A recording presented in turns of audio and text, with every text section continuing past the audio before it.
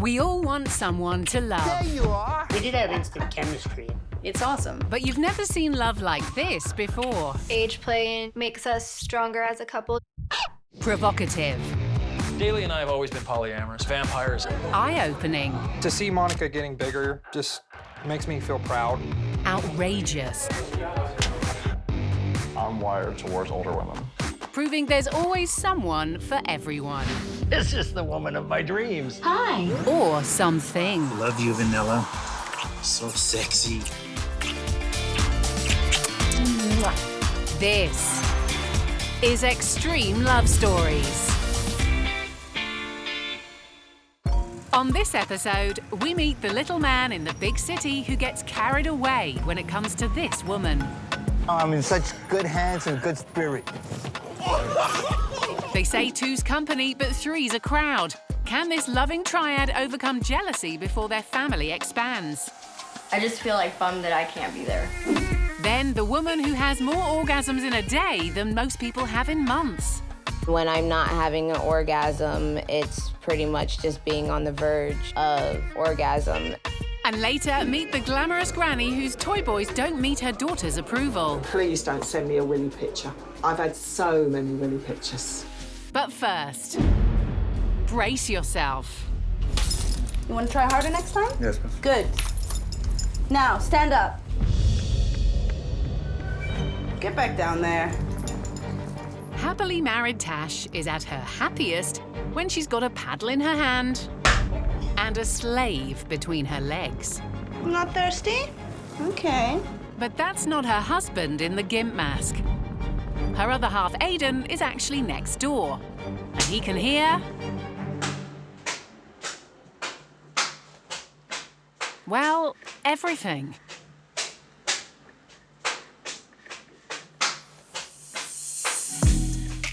But it wasn't always this way. I was born and raised in Toronto, had a pretty normal upbringing. I got bored, decided to move to London, just hopped on a plane and moved here when I was 20. But it was really hard to, just meet people in a completely new country. And then all of a sudden, I just met Aiden. What are you doing, baby?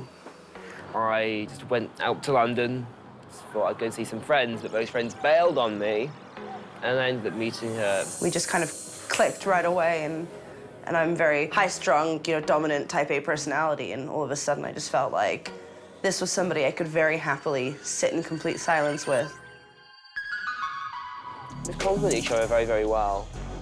Like, when somebody is your soulmate. The couple tied the knot after just a year of dating, but not long after vowing in sickness and in health, they had some news that would change their lives forever. He first started getting sick a little bit after we got married. And then it just kind of snowballed from there. He ended up having a stroke and a non-epileptic seizure. I've got very severe weakness and pain on my entire left side of my body.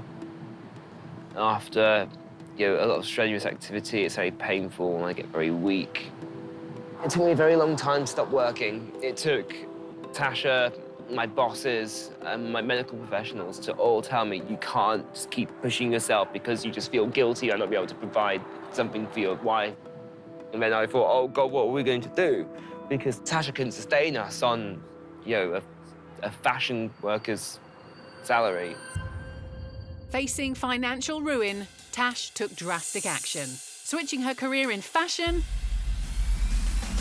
for hardcore thrashing. Come on. For Tash, the world of the dominatrix was never an alien one. I grew up with my dad doing fetish photography, for like newspapers and stuff.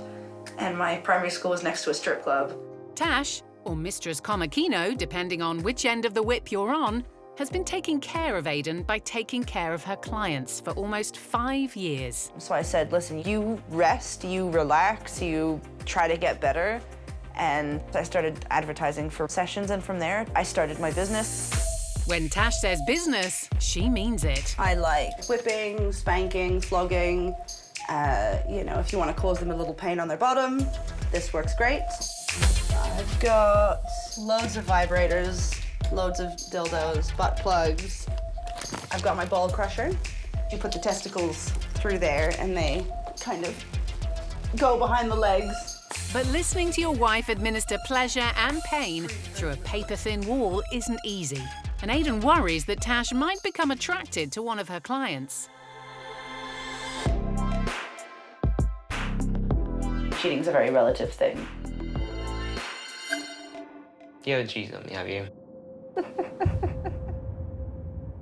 She may have kept her vow of in sickness and in health, but has Tash forsaken all others? From a world of sex dungeons and dildos to the Sunshine State, where Amanda and Stu seem, on the surface, to be living a pure young love. Me and Stu met through an online dating service. And guess what? What? I love you. I love you. I love you more. I love you. We decided to meet up in person, and from there, I guess you could say it was love at first sight. They've been together for 7 months, and while they're enjoying the honeymoon period of their relationship, there's something that Amanda certainly doesn't love. I would say how many orgasms I have a day would be about 50 or more. And when I'm not having an orgasm, it's pretty much just being on the verge. But Amanda's orgasms aren't thanks to a steamy sex life. She's got a medical condition called persistent genital arousal disorder, which means she's almost always experiencing unwanted stimulation. A lot of things can trigger it. Vibrations can trigger it. If I'm at a concert and I'm near speakers, loud vibration bass will trigger it. Amanda's rare condition most commonly affects women and develops in adolescence. Her orgasms can happen anytime, anywhere. Need a moment? Sorry. You might think this sounds like the sort of condition you'd like, but as they say, too much of a good thing. I think I'm missing out on a lot in life because of my condition. Not everyone goes through the embarrassment of being in a room full of strangers who don't know what's going on. The condition has no known cure, and for Amanda, telling Stu was a big step. I would say it was hard for her to trust me at first. I told him through a Skype session. I thought, he was gonna be laughing at first or making fun or something like that. So I was really scared because I didn't know how he was gonna take it. And that was kinda the deal maker there, if he couldn't handle it or not. I'll be all right. Once she saw that I was like a sincere person and that I was caring and I was there for her, then it wasn't hard at all. The couple have gone on to enjoy their sex life despite Amanda's condition. I wouldn't say it made my sex life difficult. That it wasn't difficult because it was normal. Outside the bedroom, Stu plays a big part in helping Amanda cope with her symptoms. If it's really bad, I'll hold her tight to my chest and just tell her that I'm here for her. Although there's no cure, Amanda's been seeking treatment to help manage the symptoms. Today, her mum Cynthia has come over with her latest prescription. I'm good. I felt very bad to not be able to help her. That's when we started researching some doctors, trying to find someone that knew something about it. It's just a wealth of information that we're getting. I'm still reading the material that we are receiving from these doctors and still researching. As well as the medication, Cynthia has noticed the effect Stu has had on her daughter. I'm sorry. No, don't apologize. It's refreshing to see how much she's changed in her behavior. And just her demeanor has totally changed to very bright and sunny and hopeful. It'll get okay. It'll be all right, baby. Amanda's doctor has also made practical suggestions to help her. But one requirement in particular is going to be a big test for this new couple. Once finding out that I was in a relationship and living with this disorder, he recommended for us to pretty much no sex at all until the treatment is really taken care of and done with. As far as the sex ban goes, it's kind of hard to cope with. We leave new lovers Amanda and Stu and head over to happily married couple Buddy and Rose, who were childhood sweethearts. I knew Rose from high school, and we met in freshman year and dated in college. We got engaged in 2010. It was a small backyard wedding at his parents' house. I was pregnant with Owen, so we didn't spend a lot, but it was really nice. But their relationship was in for a dramatic change that most married couples wouldn't dream of when Rose got back in touch with an old female flame. They had dated for like off and on for about a year, I think. I looked up Lauren on Facebook just to see like how she was doing. And we met up and just started hanging out as friends. None of us were looking for a relationship. Yeah. It just turned into a relationship where it just worked out with all three of us being together. Rose and I had both kind of talked about sexually, like, you know, having a threesome with someone, you know, and we met Lauren and we liked her. It was never like, oh, Rose, let's bring another woman into our life. But once we met Lauren and, you know, kind of fell in love, and Rose and I thought it was cool, and we all, you know, here we are. We just, it's pretty fun. So what started as casual fun developed into a polyamorous family of 3 adults and their children. Buddy has 3 boys with Rose and a 3-year-old son with Lauren. One of the best things is, you know, Rose doesn't have to work because Lauren works. And so Lauren and I together have 2 incomes, which financially it's great. You know, we take care of the bills, no problem, and have someone to watch the boys while we're at work. So it works out that way. But while their family has grown since Lauren joined, they're not planning to add anyone else to the bedroom. We're closed, which means it's just us 3 and everything is pretty much equal. And as you might imagine, 3 seems to be the magic number in the bedroom. The questions is always, how's the sex? And it's like, well, you've seen pornos with threesomes, so obviously it's great. It definitely made my sex life better with Rose, and bringing Lauren in, it's great. We don't have like a schedule for when we're gonna have sex. It's always like spur of the moment. When we do, it's always the 3 of us. It probably starts with like me and Rose. Then Buddy joins in. I think he gets like the best because he's got 2 women, but then we all have it good because I can decide how we want to switch around and what we want to do in the bedroom. It's never boring. Yeah. It's definitely exciting. But even after 4 years, it's sometimes hard for Rose to see her girlfriend hooking up with her husband. I think my biggest thing is when they get to go do something together and I'm not there, I'm like, I just feel like bummed that I can't be there.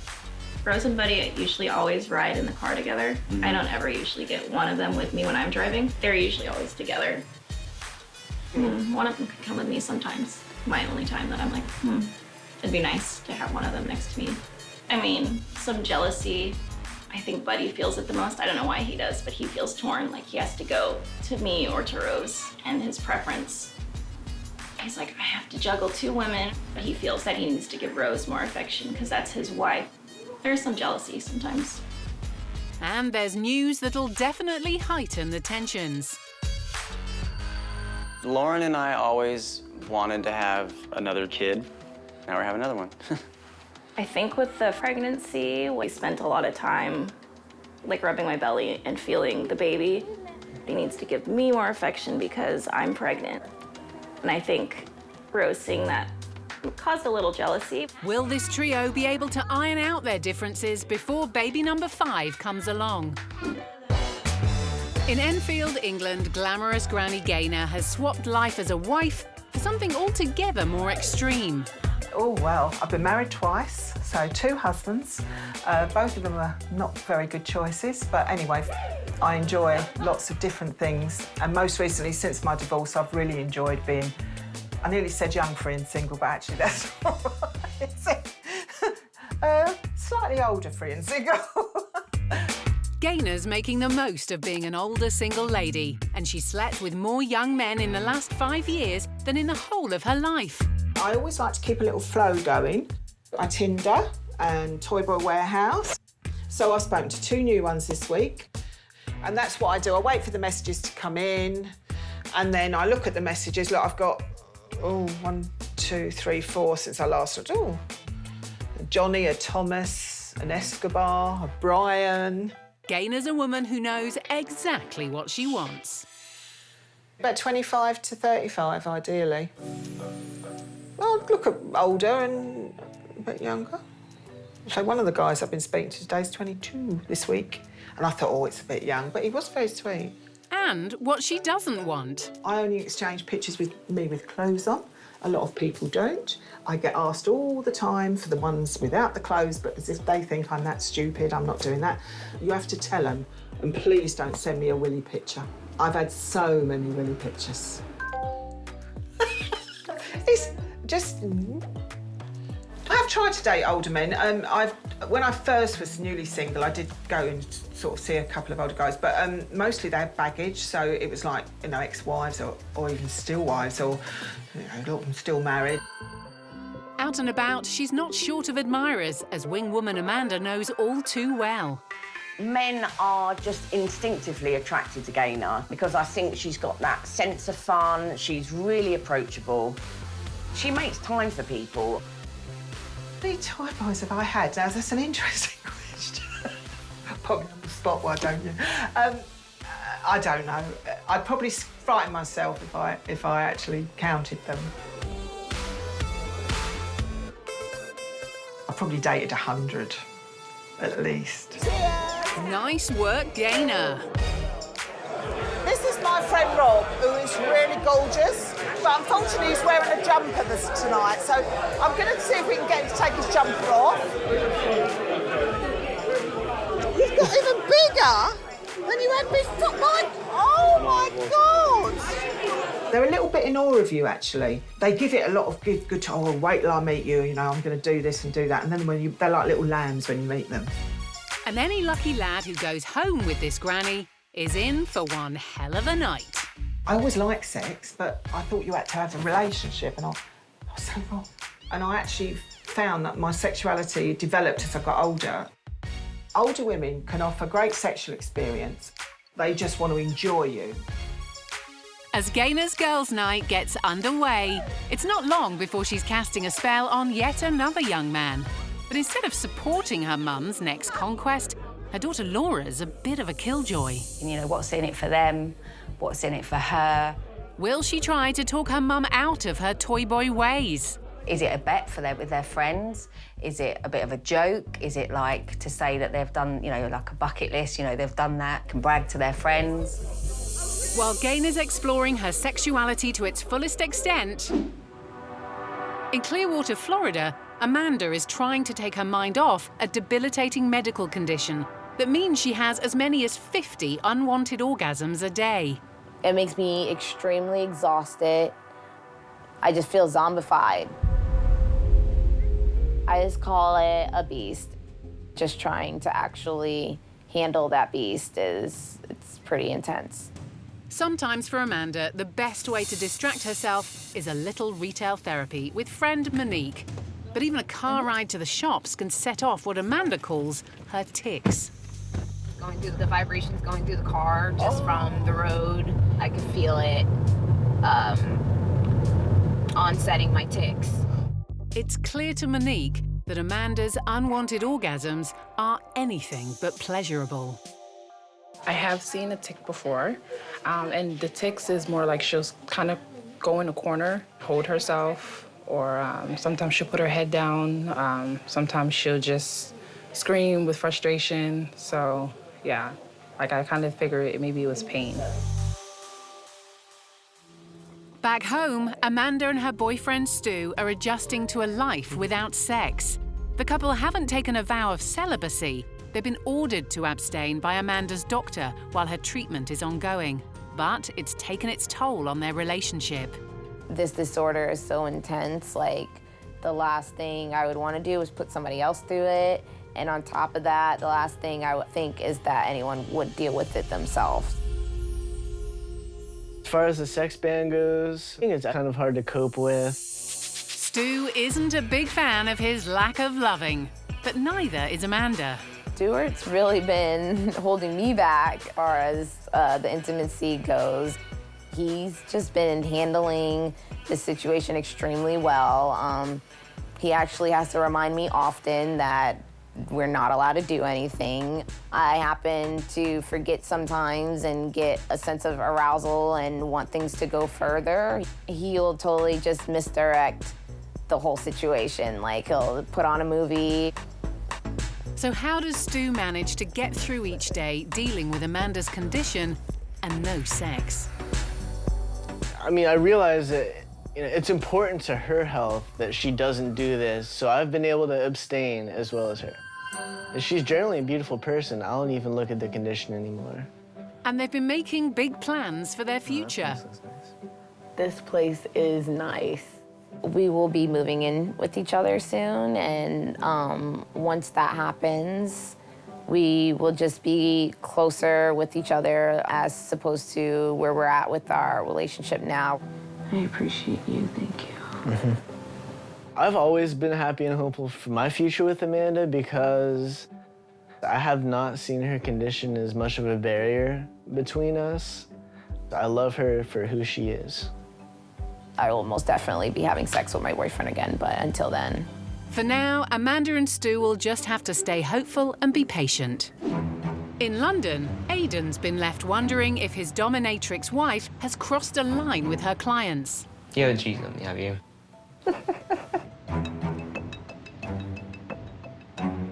Not even like a possibility in my mind.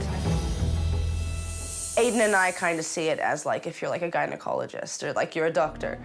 It's their job. They have to look at these things, they have to see these things, they have to touch these things all day. The doctor's not getting excited about it. I mean, the patient might be, I don't know, who knows? But unlike most gynecologists, Tash sees her clients in her living room, meaning husband Aidan can't help but overhear.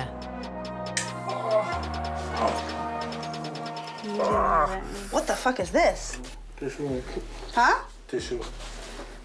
The fuck, do you not know how to wipe properly? Oh, you do have sensitive nipples, don't you? When people think of this stuff, they think it's very serious, kind of very highbrow, kind of very brutal. Whereas there's quite a sense of humour about it. A lot of it is being quite self-deprecating. Isn't that pretty, Slade? I am now on the other side of the wall. But I guess they worry that, you know, if someone else is listening, they're going to be judging them. Hands behind your back. I don't judge. Yeah, that's not what I'm there for. Thank you, mistress. It's almost like my clients are like my little guinea pigs. See them get excited and you use that against them. You use that to manipulate them. You want to try harder next time? Yes, miss. Good. It's not always obvious to see where the line between dominatrix ends and wife begins. Tashi does put on a character when she goes to Mrs. Kamakina. No. I say you do. I say it's very detached. Okay, babes, don't say that because, no, it's not detached. It's a different facet of who I am. I have always been the way I am. I have always been dominant. I've always been strong. Yeah, and but you I take it and you turn it into a character. I don't use the word character because character makes me look fake. No, it's not fake at all, it's genuine. No, it's not though. Don't use the character makes it seem fake though, darling. Do you know what I mean? Like character makes it seem fake. It's not. Then, it's not a character. It's another facet of who I am. That's at least how I see it.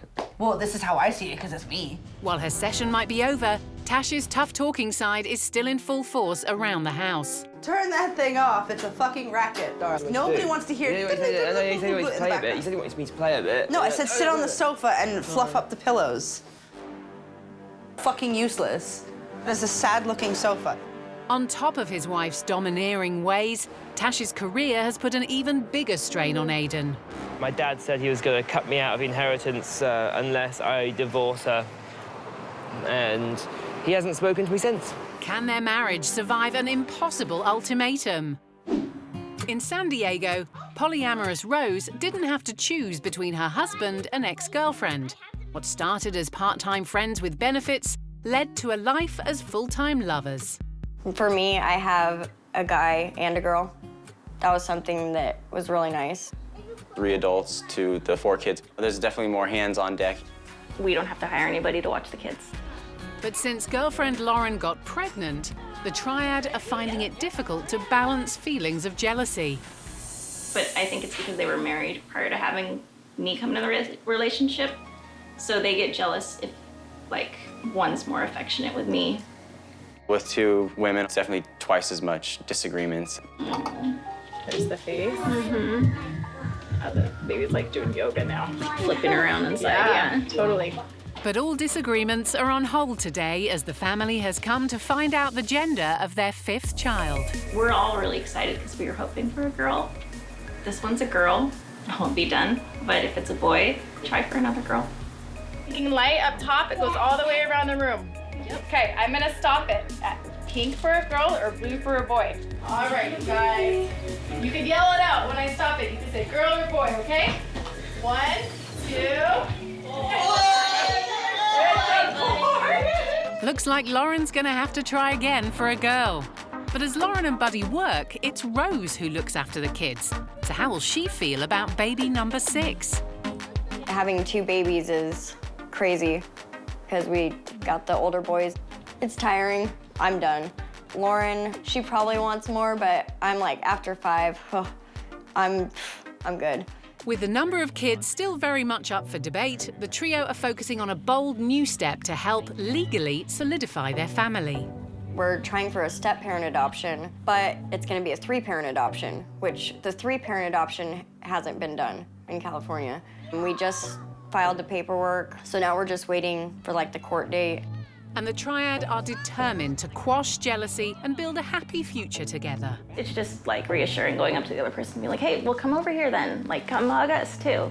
And then, you know, then it's okay. I said it earlier, I don't love one more than the other. Good. I feel the same.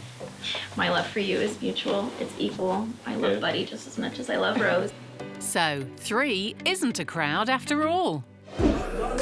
Over in England, glamorous Granny Gaynors attracted a crowd of young, virile men.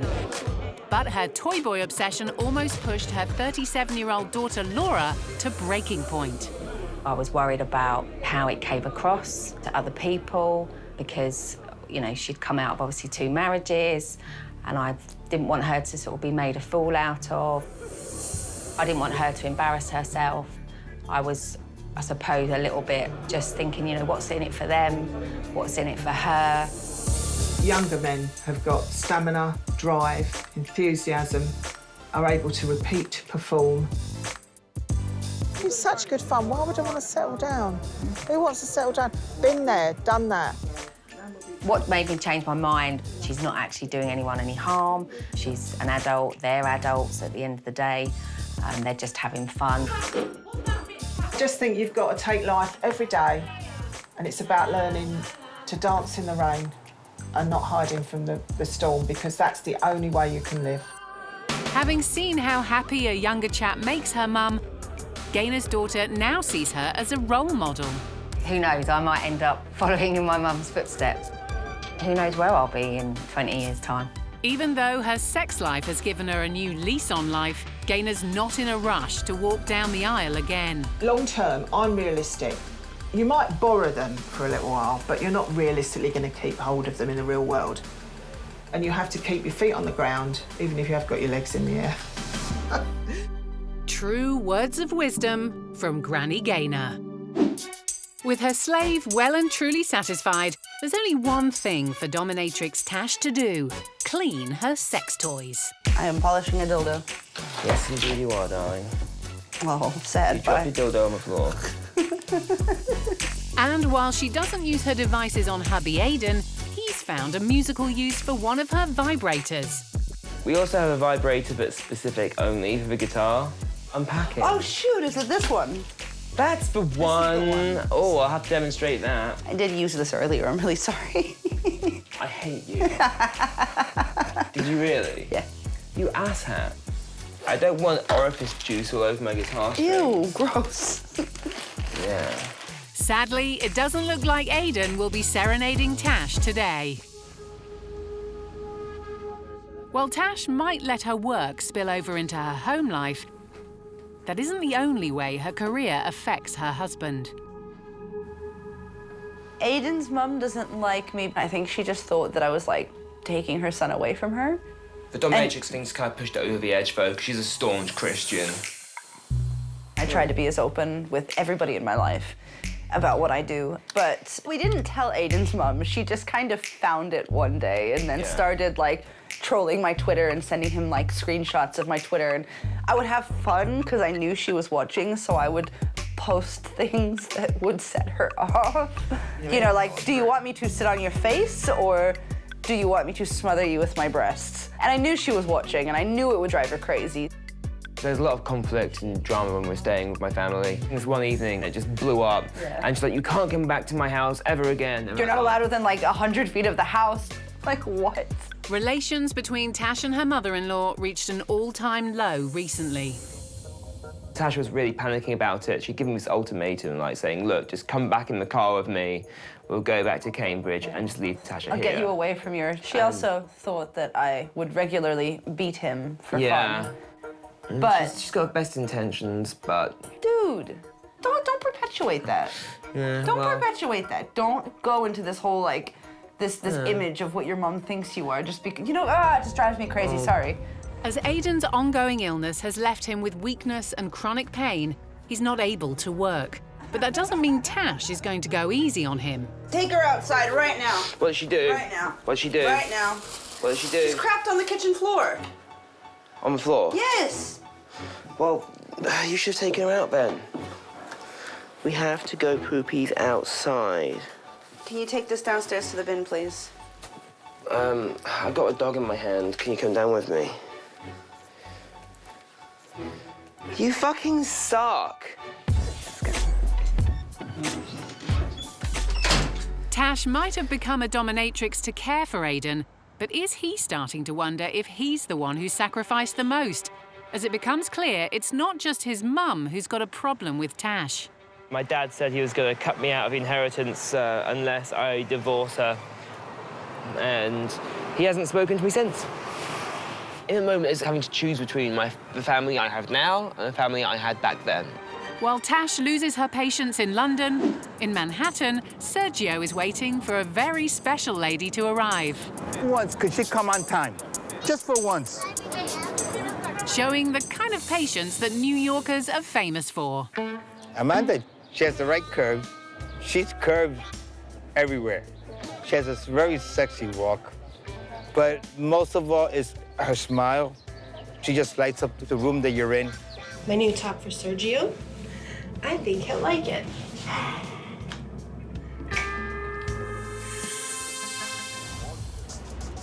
But Amanda is worth the wait. There you are. What do you expect? How long you been? Oh, baby. I'm late. How are you? How beautiful is that? This pairing is no accident. Sergio found Amanda online when he was looking for his very own Amazon. I don't call them dates. This would be more of a session.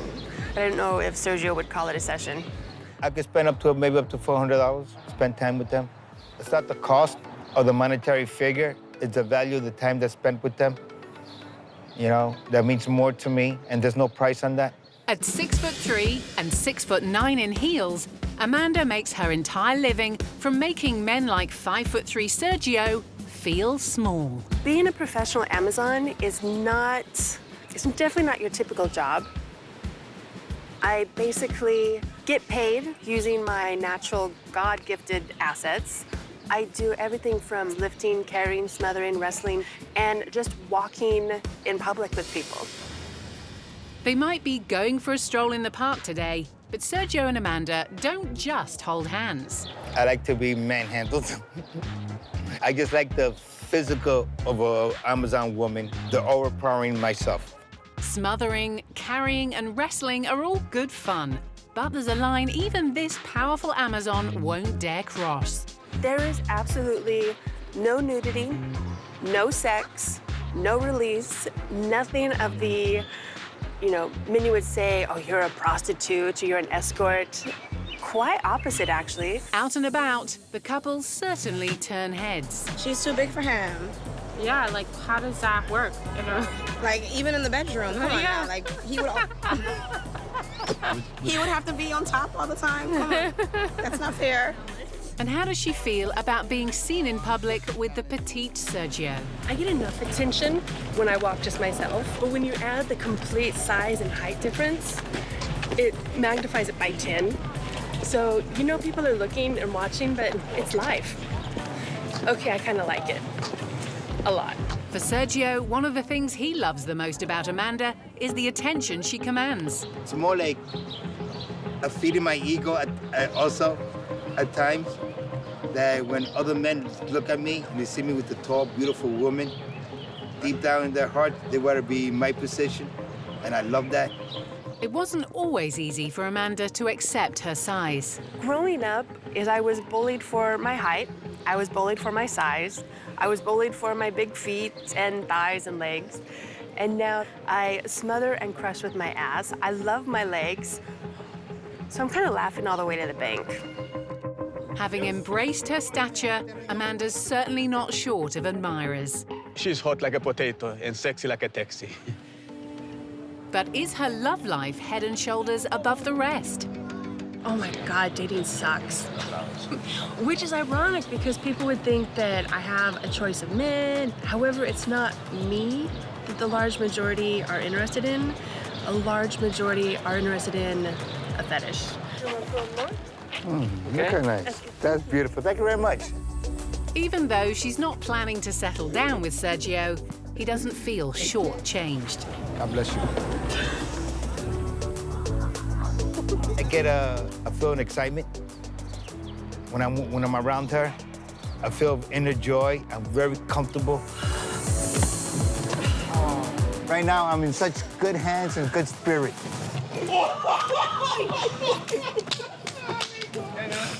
That's love. Honey, I deserve that. Let's go. And she carries me away. Getting swept off your feet in New York. It would only be more romantic if it were free. In London, dominatrix Tash is indulging an online customer's fetish. Tell me what your deepest, darkest fantasy is. Get yourself all nice and messed up for me. While Aiden's outside after a heated argument. Obviously, the situation's complicated, but it's just a little bit more difficult. So begin touching yourself. He's relied on Tash to support him with her dominatrix work since his stroke. And having me control you. And having you do whatever the fuck I want.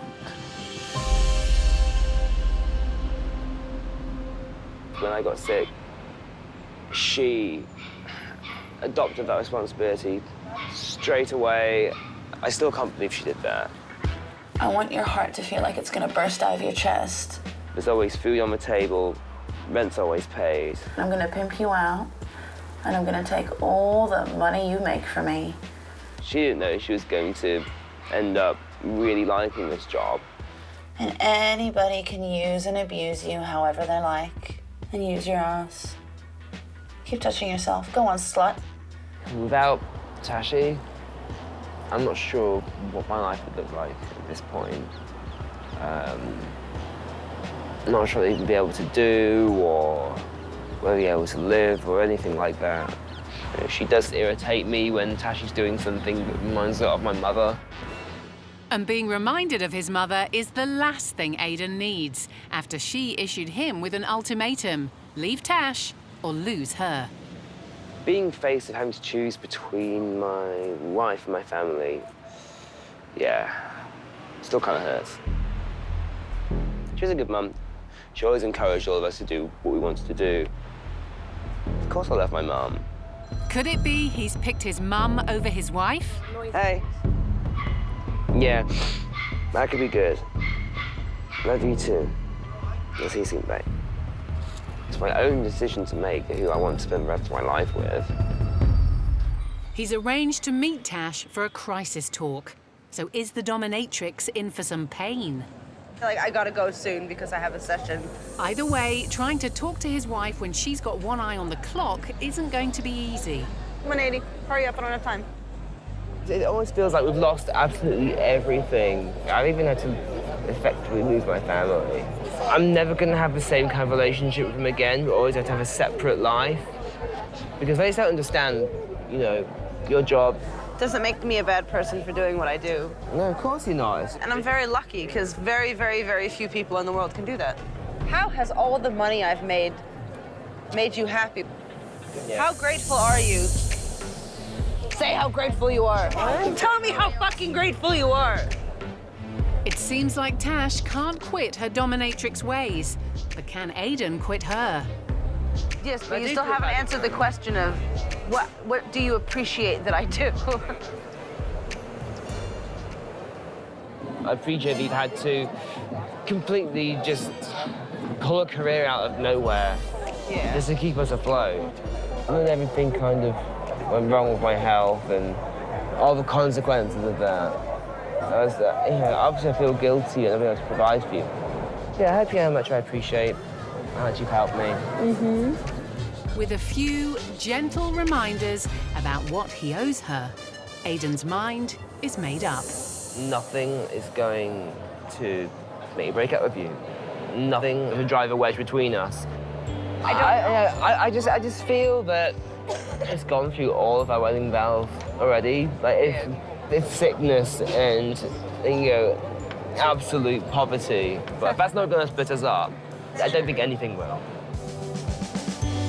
It seems Tash and Aiden's bond runs deeper than family feuds and fiery fights. Nothing is going to change my love for Tashi. I'm never going to leave her, and especially not going to leave her because of her job. Because if I had a problem with it, I would have made that very clear by now. It's just nice to just do what I want, to be open, to say to hell with people if they don't care, because we love each other, we're very happy, we have a great relationship. True love conquers all.